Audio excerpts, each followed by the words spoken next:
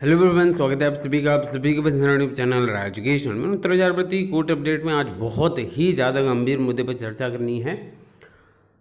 67 चयनित लिस्ट को रद्द कराने की जो मांग की गई थी, आज उसकी बहुत महत्वपूर्ण सुनवाई थी, लेकिन वो सुनवाई ना हुई है। उसके पीछे रीज़न है कि विपक्ष के जो अधिवक्ता हैं उनका कनेक्शन कह सकते हैं वीडियो कॉन्फ्रेंसिंग का लिंक नहीं हो पाया है जज साहब से, इसलिए मामले को कल के लिए सुनने के लिए रख दिया गया है।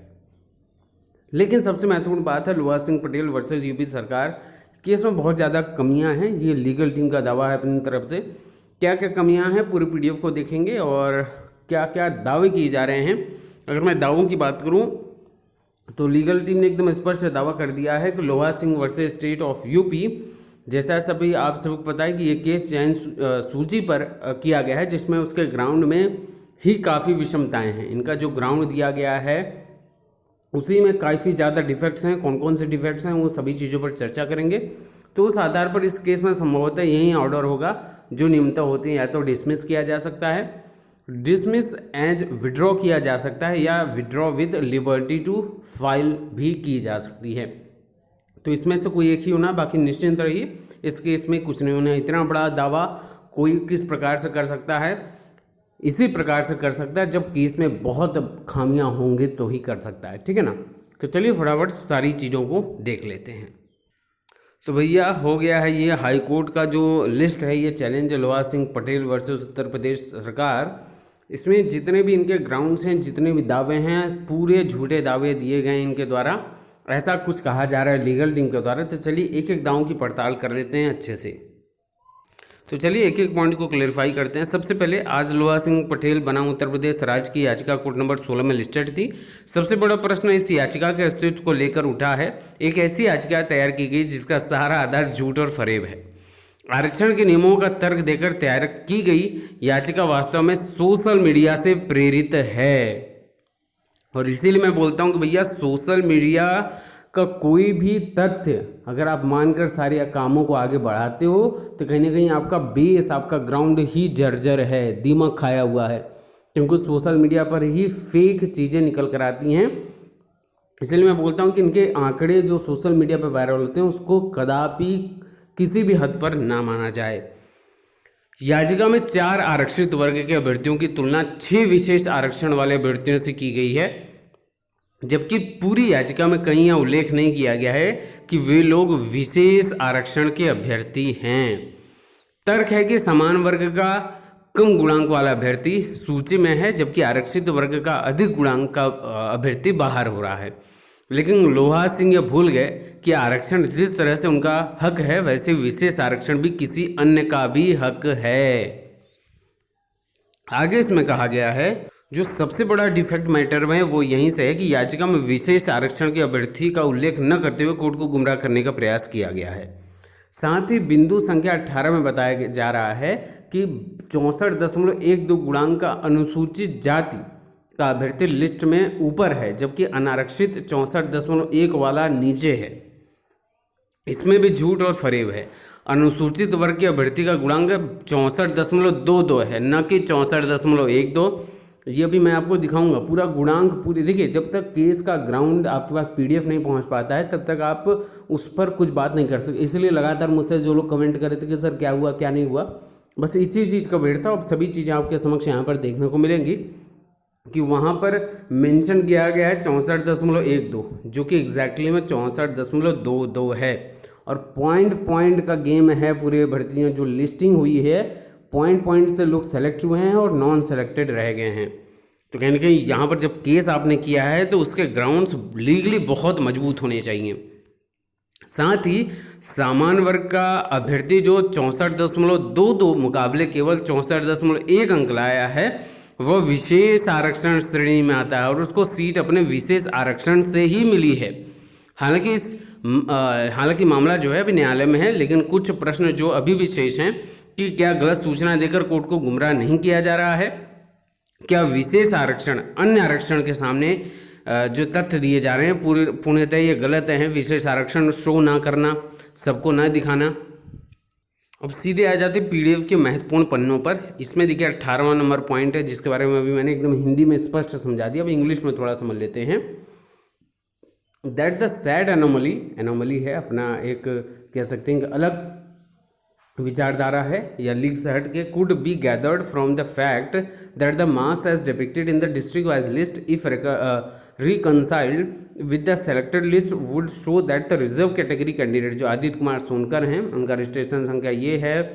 क्वालिटी पॉइंट देखिए इनका 64.12 शो किया गया है, जो कि 64.22 है।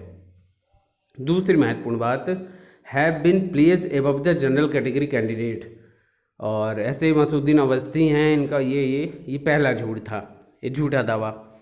दूसरा झूठा दावा इसमें यहाँ पर मेंशन किया गया है, जो ये महत्वपूर्ण जिनके रजिस्ट्रेशन नंबर्स के साथ ये सारी चीज़ें यहाँ पर दी गई हैं, आप खुद मिला सकते हैं, इसको आप चेकआउट खुद ही कर सकते हैं। रजिस्ट्रेशन नंबर से आप सारी चीज़ें सबके डिटेल निकाल सकते हैं, तो इनका भी आप निकाल ही सकते हैं। अब यहाँ पर आपके सामने सत्य कैसे है। कोर्ट को गुमराह करने के लिए लुआ सिंह पटेल की याचिका में दोनों को ही 64.12 गुणांक बताया गया था। सत्य आपके सामने है। आदित्य कुमार सोनकर उनका 64.22 है, और मधुसूदन अवस्थी जो विशेष आरक्षण के अंतर्गत आते हैं उनका 64.1 है।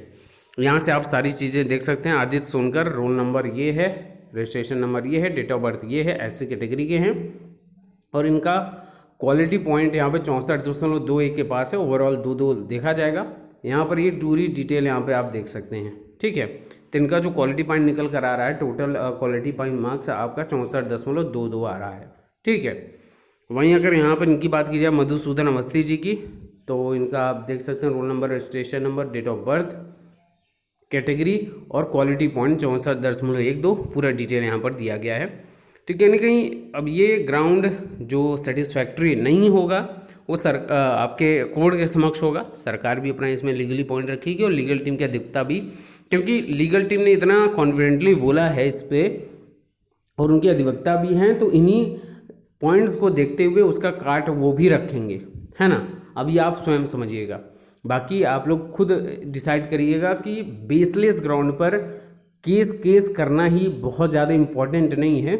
इम्पॉर्टेंट ये है कि भर्ती प्रक्रिया को ससमय पूर्ण कराया जाए। जो 2 साल की लगभग लेट लतीफ़ी हो चुकी है उसको कितनी जल्दी ससमय पूर्ण कर दिया जाए। लेकिन इसमें यह भी अनदेखी ना की जाए कि जो लोग फर्जी हैं, फर्जी तरीके से घुसे हुए हैं, उनको भी शरण ना दी जाए। इस भर्ती प्रक्रिया में कुछ ऐसी व्यवस्था लागू की जानी चाहिए।